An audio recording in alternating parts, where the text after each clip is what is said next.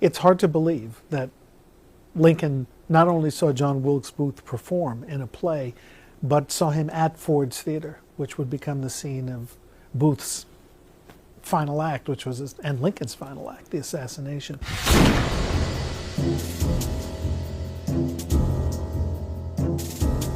Lincoln went to Ford's just a few days before delivering the Gettysburg Address. He was in the midst of writing it, and he loved the theater, so he had an opportunity to see John Wilkes Booth in a turgid French play that had been translated called The Marble Heart. And John Wilkes Booth played the villain. And during the play, every time he had something villainous to say, he would direct it up at the presidential box. And finally, someone who was with Lincoln said, "He almost seems to be reciting those lines to you." And Lincoln said, "He does talk very sharp at me, doesn't he? Very sharp."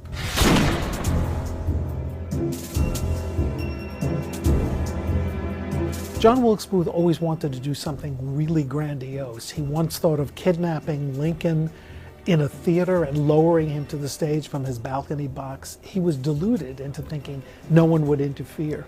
So on Inauguration Day, March 4th, 1865, he positioned himself behind stanchions in the Capitol Rotunda, waited for Lincoln to come out of the Senate chamber, which in those days was the site of the swearing in of the vice president, heading out toward the portico to deliver his great second inaugural. And according to one eyewitness, he sort of lunged beyond the stanchions with what the person who stopped him said was a crazed look in his eyes. That was a moment that he might have shot Lincoln. Lincoln went on to deliver the speech from the portico. If you look at some of the photographs, you can see John Wilkes Booth up in an upper balcony, watching, wearing a top hat. So I think it's possible he may have thought of doing something even there. So murder was on his mind for quite a few weeks.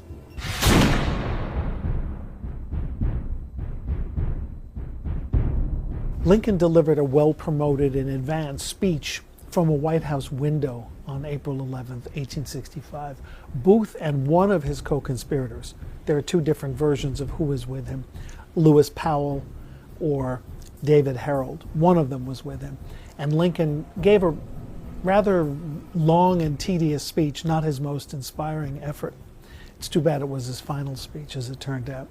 And in the speech, he said, "The time has come to give the elective franchise to the colored man," he said, "to the very intelligent and those who serve in the army." It sounds today like means testing or limiting the vote, but in fact, at that moment, Lincoln becomes the first president ever to propose the franchise for African Americans, men, of course.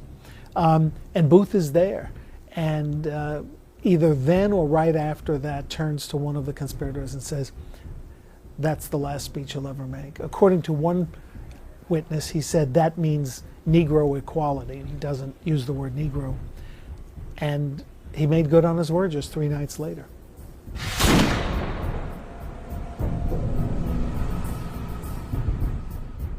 The advertisements for Our American Cousin, the special benefit performance on Good Friday, 1865, announced that Lincoln would be accompanied by General Grant. Booth believed he could kill both of them, and his plan was to dismember the Union government. Mrs. Grant did not want to spend the evening with Mary Lincoln. They had been together in separate boats at City Point, Virginia, just a few weeks before. Mary, as usual, made life difficult. She wouldn't go to see Mrs. Grant until Mrs. Grant came to see her. She wouldn't go to Mrs. Grant's lunch. She did her own rival lunch. It went back and forth. It was not a match made in heaven. So Mrs. Grant and the general invented a great alternative.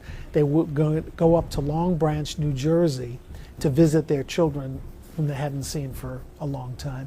And that was the excuse they gave the White House. Otherwise, Grant would have either done one of two things: become the victim of John Wilkes Booth or stop the assassination. And it's something he regretted for the rest of his life, because he was in pretty good shape. He thought he could have prevented it.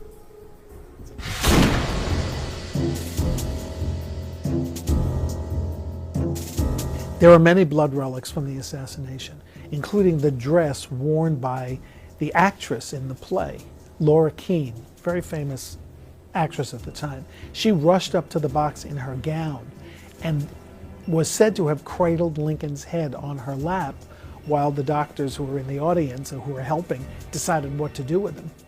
And later she emerged, after Lincoln had been taken across the street to die, she emerged with a blood-stained dress, which later went on tour with her. Wherever she went, there was an exhibition of her blood-stained dress. The truth is, Lincoln didn't bleed very much. In fact, to get technical about it, he had a compressed wound, and doctors had to stick their fingers in the wound to release his lungs so that he could breathe again. I mean, he was going to die. They knew that right away. But very little blood shed at all. However, when Booth had finished shooting Lincoln, Major Henry Rathbone, who was in the box that night, accompanying the daughter of a New York United States Senator, stood up and tried to stop Booth from escaping. Booth had a Bowie knife and slashed at his arm and opened an artery. Rathbone bled all over the place. It was spurting, and nobody was paying attention to him because the president was lying on the floor of the box. It's his blood.